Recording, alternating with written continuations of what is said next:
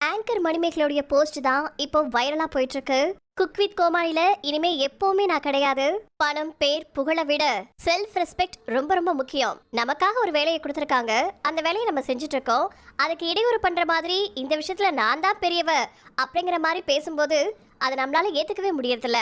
Cook with கோமாளில குக்கா இருக்கக்கூடிய ஒரு female anchor நான் செய்யக்கூடிய வேலையில நான் 2-3 டைம் சொல்லி பார்த்தேன், இது என்னோட வேலை, நான் பாத்துக்கிறேன்னு. ஆனா அவங்களால அதை அக்செப்ட் பண்ணிக்கவே முடியல.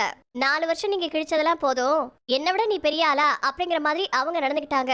எனக்கு ரொம்ப ரொம்ப இம்மெச்சூரா தெரிஞ்சது இந்த ஒரு விஷயம். இந்த ஒரு சீசன்ல கம்ப்ளீட்டா இன்னொரு ஃபீமேல் ஆங்கரால நான் டாமினேட் பண்ணப்பட்டேன். அதுவும் குறிப்பா எனக்கு கொடுக்கப்பட்ட வேலையான ஆங்கர் பார்ட்ல என்னோட வேலையை செய்யும் போதெல்லாம் அதை தடுத்து இப்படி பண்ணு அப்படி பண்ணுன்னு சொல்லி ஏகப்பட்ட கன்ஃபியூஷன்ஸ். இது விஷயமா நான் கம்ப்ளைண்ட் பண்ணும்போது அவங்க சொல்றதை கேளுங்க அப்படிங்கிற மாதிரி தான் எனக்கு ரிப்ளை வந்துச்சு. கிட்டத்தட்ட 4 சீசனா இந்த குக் வித் கோமாளில நான் ஒர்க் பண்ணிருக்கேன். இந்த ஒரு சீசன் மாதிரி நான் டார்ச்சரை அனுபவிச்சதே கிடையாது.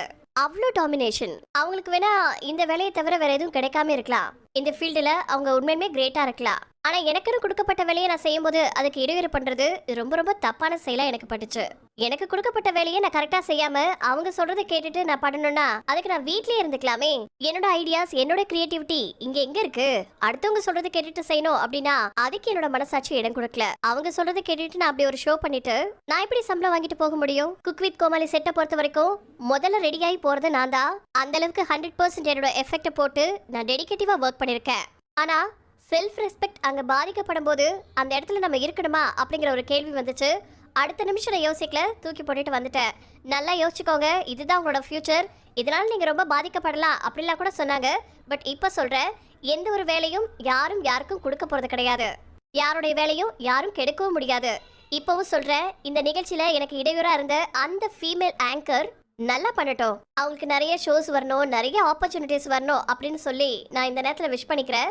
அவங்க யாருன்னு சொல்லி அவங்க மனசு புண்படுத்தி இதனால பிரச்சனை வந்து ஒரு நெகட்டிவிட்டியை கிரியேட் பண்ணும் அப்படிங்கிறது என்னுடைய நோக்கமும் கிடையாது. அதை நான் விரும்பல. நிகழ்ச்சி விட்டு ஏன் விலகுனீங்க அப்படின்னு என்னோட ரசிகர்கள் கேட்டதுக்கு நான் விளக்கம் கொடுத்துட்டேன், அவ்வளவுதான். மற்றபடி நிறைய நிகழ்ச்சிகள் இருக்கு, உங்களோட நான் எப்பவுமே கனெக்ட்ல இருப்பேன் அப்படின்னு மணிமேகலை அந்த பதிவுல சொல்லியிருக்காங்க. இதை கேட்ட ரசிகர்கள் அந்த ஆங்கர் பிரியங்கா தானே அப்படின்னு சொல்லி தொடர்ச்சியா பல கேள்விகளை கேட்டுட்டு வந்துட்டு இருக்காங்க. மணிமேகலை குறிப்பிட்டு சொல்லக்கூடிய அந்த நபர் பிரியங்கா தான் அப்படின்னு உங்களுக்கு தோணுச்சுன்னா மறக்காம அதை கமெண்ட்ஸ்ல பதிவு பண்ணுங்க.